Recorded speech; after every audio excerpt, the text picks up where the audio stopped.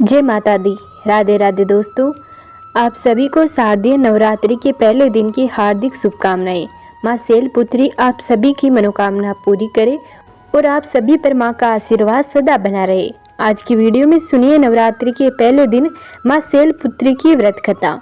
नवरात्रि का पहला दिन माँ शैलपुत्री को समर्पित होता है। नवरात्रि के 9 दिनों तक भक्तजन माँ दुर्गा के अलग अलग स्वरूपों की पूजा आराधना करते हैं और माँ दुर्गा को मनाने का प्रयास करते हैं। कहते हैं नवरात्रि के इन पवित्र दिनों में जो भी भक्त सच्चे मन से माँ की आराधना करता है, माँ उनकी प्रार्थना जल्दी सुनती है और उनकी सारी मनोकामनाएं पूरी करती हैं और अपने भक्तों के सभी कष्ट भी दूर करती हैं। इसके साथ ही उनकी खाली झोली खुशियों से भर देती हैं। माँ शैलपुत्री पर्वतराज हिमालय की पुत्री है। माता शैलपुत्री का स्वरूप बेहद ही शांत और सरल है। माता के एक हाथ में त्रिशूल और दूसरे हाथ में कमल शोभा दे रहा है। माँ अपने नंदी नामक बैल पर सवार होकर संपूर्ण हिमालय पर विराजमान है। इसलिए माता शैलपुत्री को वर्षरूडा और उमा के नाम से भी जाना जाता है। यह वृषभ वाहन शिवा का ही स्वरूप है और शैलपुत्री समस्त वन्य जीव जंतुओं की रक्षक भी है। माता शैलपुत्री ने घोर तपस्या करके ही भगवान शिव को प्रसन्न किया था। माता शैलपुत्री के अधीन वे समस्त भक्तगण आते हैं जो योग साधना तप और अनुष्ठान के लिए पर्वतराज हिमालय की शरण लेते हैं।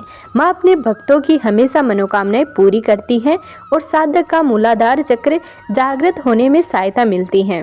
प्राचीन काल में जब सती के पिता प्रजापति दक्ष यज्ञ कर रहे थे तो उन्होंने सारे देवताओं को इस यज्ञ में सम्मिलित होने के लिए आमंत्रित किया, लेकिन अपने जमाई भगवान महादेव और अपनी पुत्री सती को आमंत्रित नहीं किया। लेकिन सती की अपने पिता के यज्ञ में जाने की बहुत ही इच्छा थी। उनकी उत्सुकता देखकर भगवान शिव ने कहा कि संभवतः प्रजापति दक्ष हमसे रुष्ट हैं, इसलिए उन्होंने हमें आमंत्रित नहीं किया होगा। भगवान शंकर के इस वचन से सती संतुष्ट नहीं हुई और जाने के लिए अड़ गई। उनकी जिद देखकर भगवान शंकर ने उन्हें वहां जाने की अनुमति दे दी। सती जब अपने पिता के घर पहुंची तो सिर्फ माँ ने ही उन्हें स्नेह दिया, बाकी सदस्यों ने उनसे ठीक से बात तक नहीं की और व्यंग्यात्मक छिटाक्षी भी की।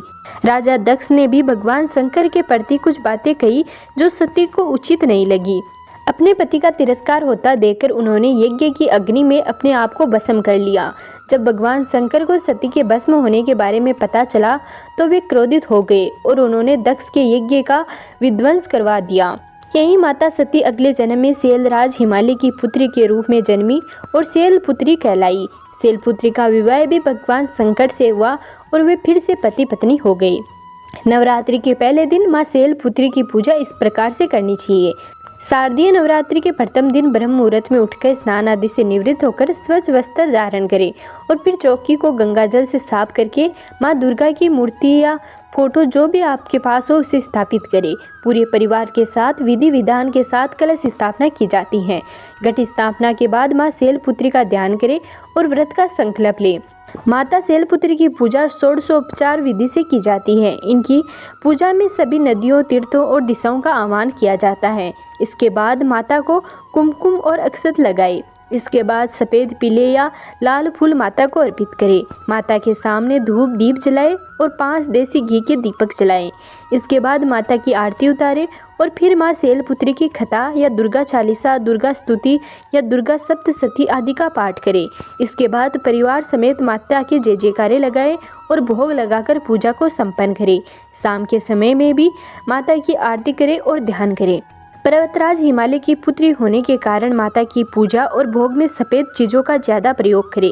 माता को सफ़ेद फूल और सफ़ेद वस्त्र ही अर्पित करें। इसके साथ ही माता को सफ़ेद मिठाई का ही भोग लगाएं। माता शैलपुत्री की पूजा करने से कुंवारी कन्याओं को सुयोग्य वर की प्राप्ति होती है और घर में धन दाने की कमी नहीं होती है।